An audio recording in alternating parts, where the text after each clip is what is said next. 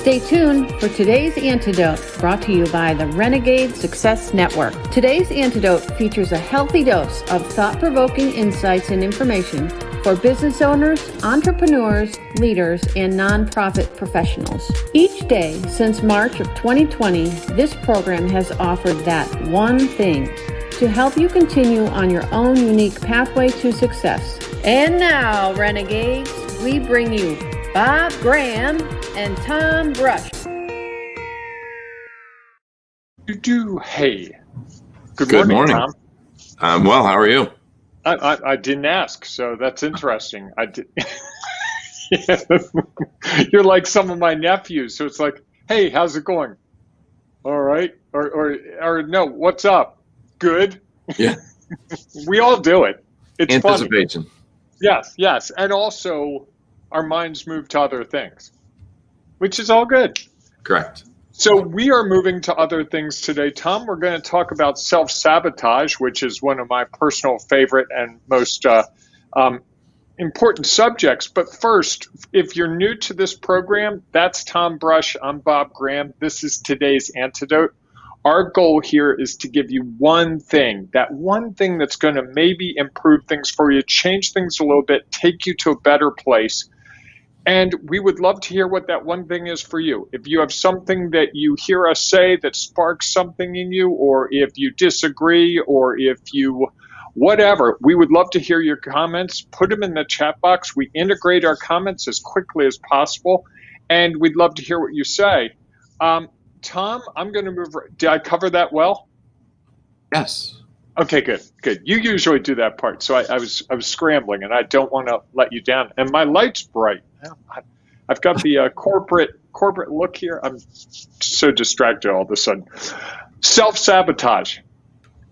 There's a great case of self-sabotage.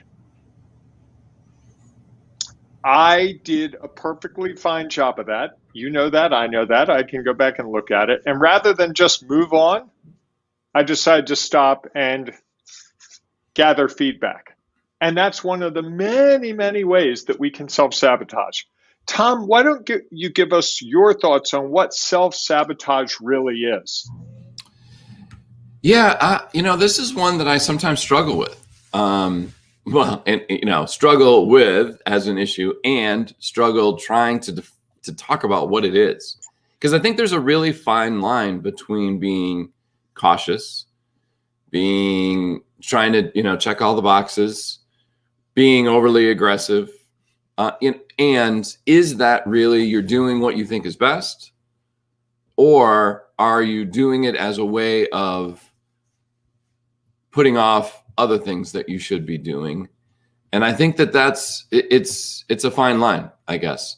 And self-sabotage really is those things that we do, in my mind, those things that we do that keeps us from doing other things, or that holds us back, or that, takes us in a different direction than what we really intentionally want to do.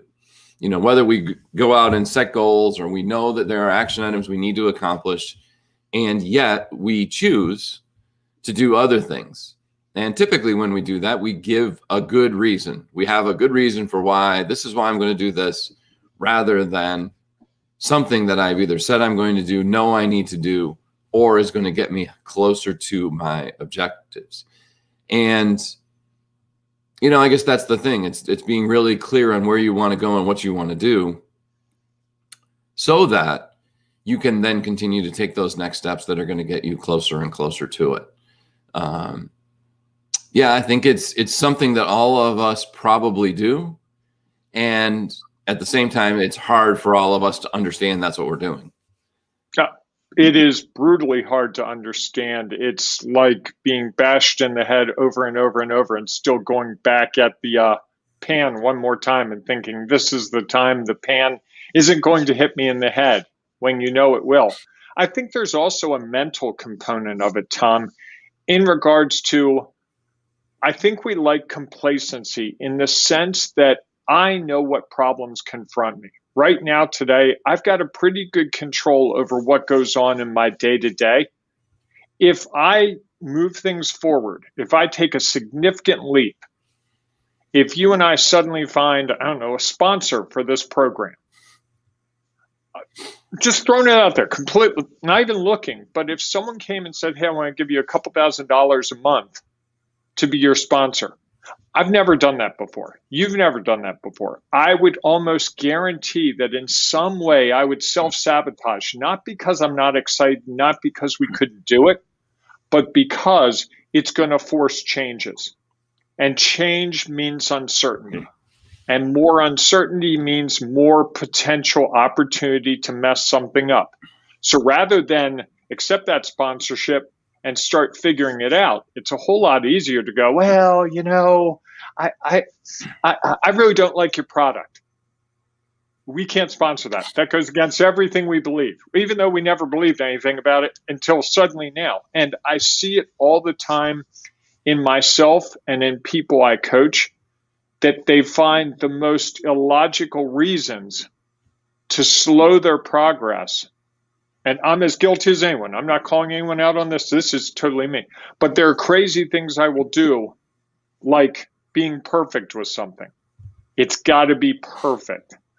When the bar that I set for perfect is so high, no one is going to reach that bar. So rather than accomplish something, I will sabotage it by going, no, it's not ready yet. It's not ready yet. It's not ready yet. Even though my 80% would be perfectly fine 99% of the time. What do you think about all that, Tom? No, I think you're right. I think it's also like you said, it's change and the unknown, right? So if we take this step, all right, great, I completed that.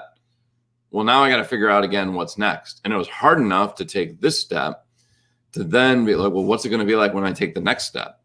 And it's funny, I think as much as that drives us and other people, it also slows them down. You're like, I've got to go until I get there. All right, now I'm there. Now what? Now I've got to do it all over again. I almost feel like you take that step and it's going to be this big sigh of relief. Everything's going to be awesome. And you're like, I've arrived. And I think the challenge is that there's always the next step. And so it's almost like, well, I'm comfortable where I am and doing what I'm doing. Even though that's where I really want to go, am I willing to do the things that I need to do to help me get there? Or is it easier to just stay where I am and be stuck and have all these things that I could blame, that it could be, I'm not moving forward because of this. Nobody's paying any attention. There's some other person to blame but ourselves. I'll give you an example, Tom. It just came to me. About 10 years ago, I ran a half marathon. I trained for it. We raised some money through the Leukemia and Lymphoma Society. And about 3 weeks before the run, which was down in Florida, so they flew us down to Florida, St. Petersburg, and all, I tore my hamstring. And so rather than run, I ran a little bit, but I walked most of it. And it was pretty painful. To this day, if I go out and run more than 8 miles, which is rare, I am expecting to tear my hamstring. I have already preconceived it. As I sit here right now, I can feel my hamstring tightening up. Just because I had that one experience, it didn't go well. It was painful to do that race. So rather than put myself in that place where I can overcome it, I will self-sabotage. If I get to 6 miles, if I get to 7 miles, it's like, whoa, every little twinge you feel is a big deal. And so I would love to run another half marathon, but before I can do that, I've got to win that race up here. And it's funny, as I think of that, we often impose physical things on ourselves to stop us. You get a headache. You can't sleep the night before, and then the next day you're sluggish. And that way you could say, well, I didn't sleep last night, so I didn't do the best I could at this thing. Or you choose a poor partner in a project and you self-sabotage that way. Or you mess up your finances. I mean, it's amazing the list of things that you can do to find a way to avoid having to confront those things that cause fear. Or change, right? Or change. Yeah. Yeah. Yeah, it's a hard thing. I think it's intriguing, those things that we desire the most Require the most, correct, and want us to, make us step out of our comfort zone. And how do we then know what's going to happen once we do that? It's Right. interesting. People talk about it a lot. Is like, what would you do if you had success? And would that be, how would that be? I was thinking about that this week. The Mega Millions and Powerball were like, I walked to the thing and it said $1 billion. And it was almost like, it's so overwhelming to think about that if you won, like, how would I move forward? What would I do? How would things change? What if I don't want them to change? Well, they're going to change, and I think we do that within our own businesses and with our own work lives, is that what would happen if I had success? Yeah, I really want to be the new vice president. And how is that going to change things? So do I maybe hold back? I don't ask for it if I'm really interested. I don't apply for a position because that's what I really want. And I know I'm not 100% positive all that's going to come with that. What happens if I land this big client and now I have to do this project that I know I can do? Do your resume a 5th time before you send it in because it's not quite ready. And in some cases, yeah, you want it to be perfect because it's important. And or is it the case of you want it to be perfect because the more you make it perfect, the less you actually have to submit and commit to being interested in that? I want to put in Tim's comments. First of all, Tim is speaking of himself in third person again. We've talked about this. Tim was way late this morning. I was watching a Seinfeld episode where the guy talks about himself in third person over the weekend. So, and Tim also says things are always changing, whether we want them to or not. The only question is how we're going to deal with the change we're presented with. And Tom, I want to ask you a question about this. A lot of people that you and I talk to are waiting for things to get back to normal. I've talked to a fair number of business owners. We were doing some things last week, and 2 or 3 of the people I talked to were like, yeah, I'm really kind of just waiting till things get back to normal, and then I'm going to X, Y, and Z. Is that a form of self-sabotage? Can be, absolutely. I think that, if you have the ability to, you can wait. I don't think everything is, I guess it all depends on what you define as normal. I think that there is no, we're just, every day is a new normal.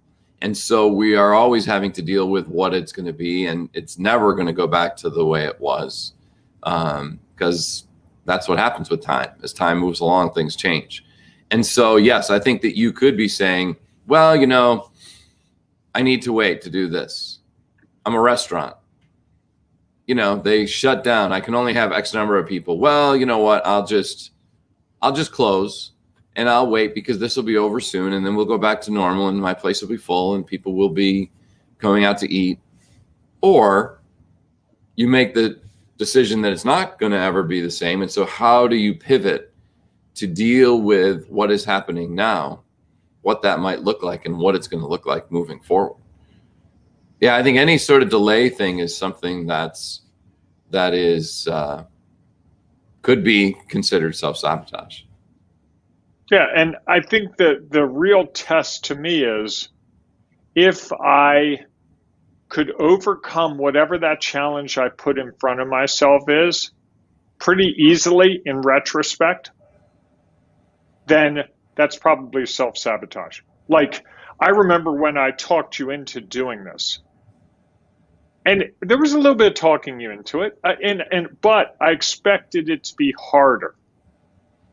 Once we aligned on what we were trying to do together, this was a logical next step. And so a lot of that fear and a lot of the uncertainty, and really neither of us knew what we were doing the first day. We kind of had a loose idea. But here we are, think of it, it's almost a year later, and we've had days where my technology has made me disappear and you've overcome it.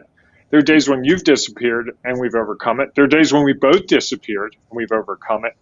I'm pretty much at the place now where there's not really anything that can go wrong with this that I can't handle. And I don't know if you feel the same way, but we've done it and we've been through those things. And if we had started at the beginning and gone, well, what if your internet doesn't work, Tom? And what if your internet doesn't work, Bob? And what if your microphone's not good? And what if you're too bright on your face when you turn your head a certain way? We could self-sabotage this thing to death. I mean, I could do it right now. I could go back and look at any episode and be like, guys, really? Don't do that. It would be this awful spiral I could see that everybody would witness. And that's what we do. We find the thing that causes us to go into that spiral. And it's funny when I've talked to some people about what got you going in this direction, they'd be like, well, it's this one little thing. Someone made one little comment to me. And then it's, well, from that I went to here to here. It's sort of the snowball effect. Right. Because it's so much easier not to move forward. It's safe. It is safe. Correct.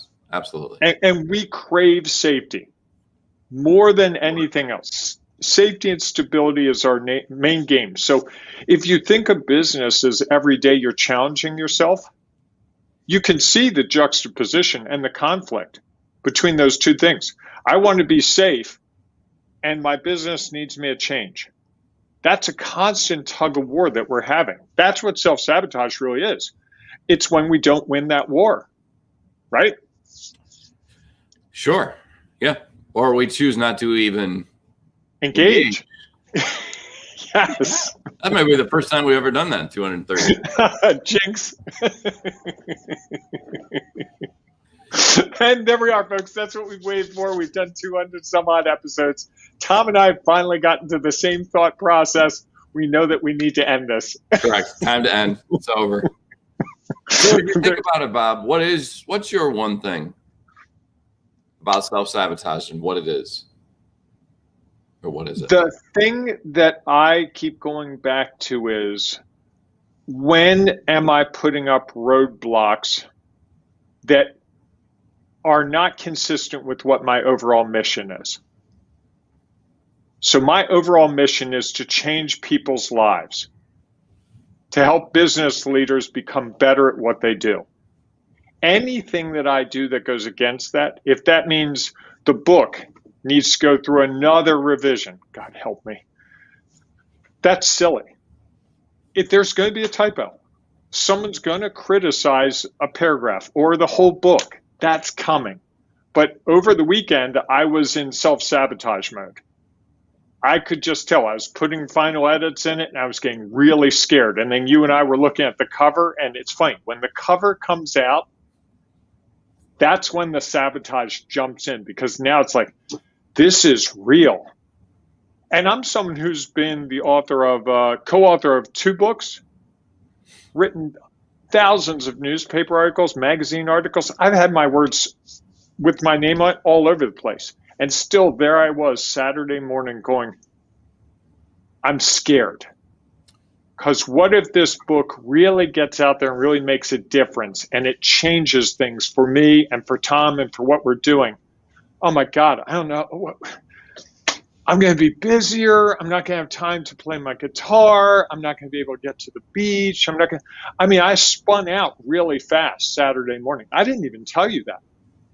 And then yesterday, when you were sending me cover stuff, that's when I really spun out. Yeah, I could tell. How could you tell?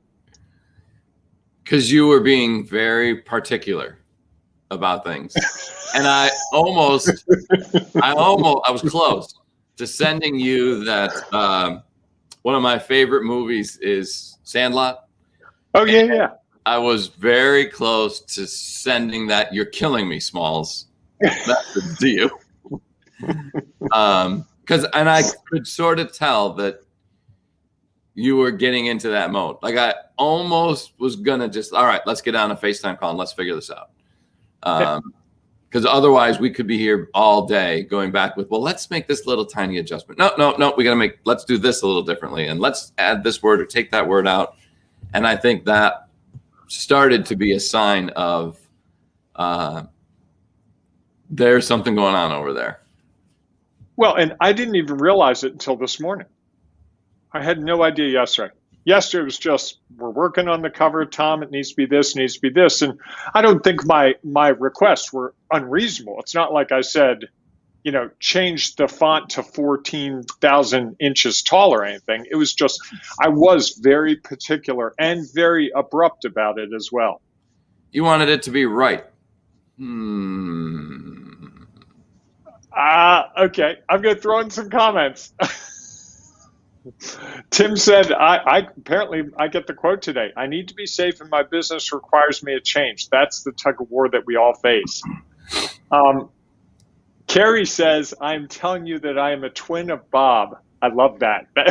It's good to know I'm not alone out there. That makes me, and then she says, with spinning out and getting particular, it's fear of going wrong. Tell me about it. And then apparently we've got the "You're killing me, Smalls" Tom Brush quote. So we've co-opted that today. What's your one thing, Tom? Yeah, I think what you said was where I would go.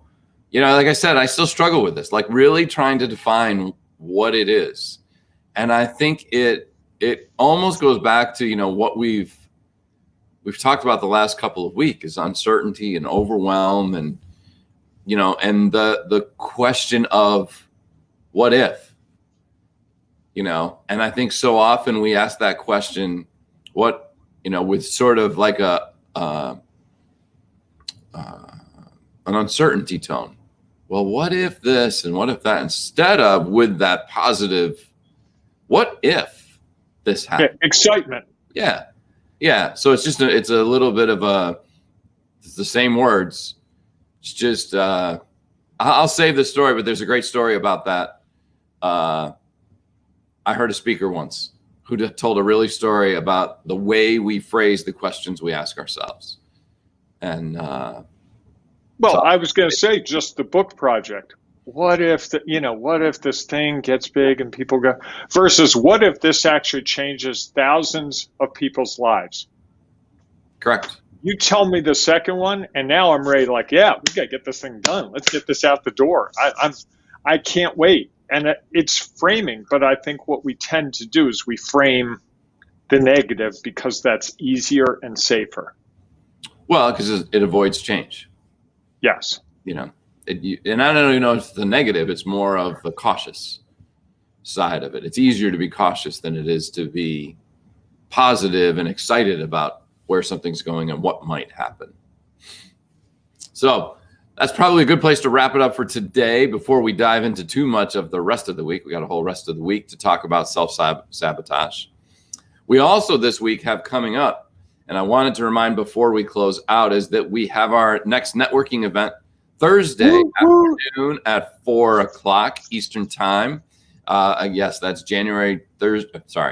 Thursday, January 28th, 4 p.m. for our next Renegade Roundup. We had a great gathering 2 weeks ago.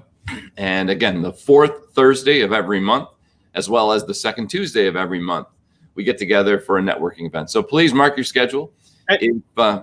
Can I just jump in, Tom? Our networking events are not one of those things where we get 30 people on a Zoom call and they're all talking over each other and you get 30 seconds. And once you talk, you don't listen to anyone else and it goes nowhere. We put people in the room one-on-one. So you actually have an opportunity to meet and get to know people. And to take it a step further, we give you a question to answer so that you have an instant topic to talk about. It's funny. What's the feedback we get all the time? That went by so fast. It didn't even feel like networking, yet I want to talk to all these people some more. And I think it is a great way for you to potentially overcome some of your own self-sabotage. It can be easy to go to a networking Not me event. personally, me anyone, right? Me anyone, right. Okay, I wasn't sure which you. It can be easy to go to a networking event with 50 people and you're able to hide in the shadows. And you don't have to say anything. You don't have to ask people questions. You don't have to learn about other people. You can say, well, check that off. I went to a networking event. I listened to somebody talk about something, and then yeah, I had my 30 seconds. I gave my elevator pitch and I got away and I didn't have to do anything else.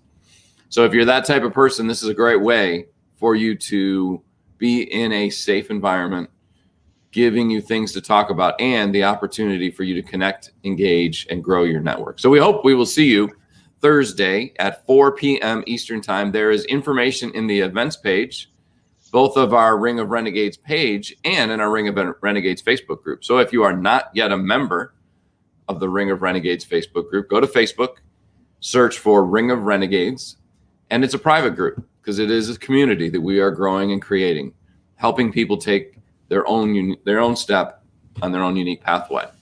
And to join, all you have to do is ask and then tell us why you're a renegade. And you can become a part of this growing community. So we hope that we will see you Thursday for our Renegade Roundup. If you're not already a member, that you'll join us in the Ring of Renegade Facebook group, or we'll see you back here tomorrow morning, 8 a.m. Eastern Time for our next edition of today's Antidote.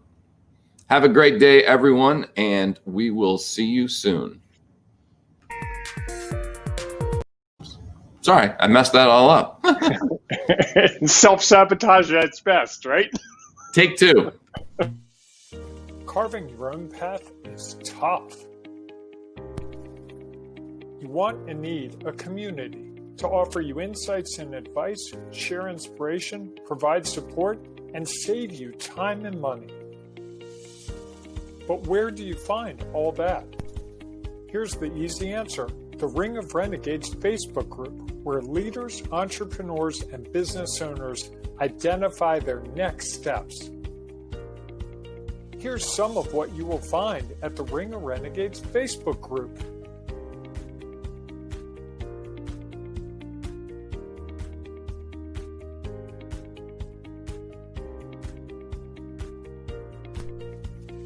Just go to ringofrenegades.com and join today. Find and accomplish those next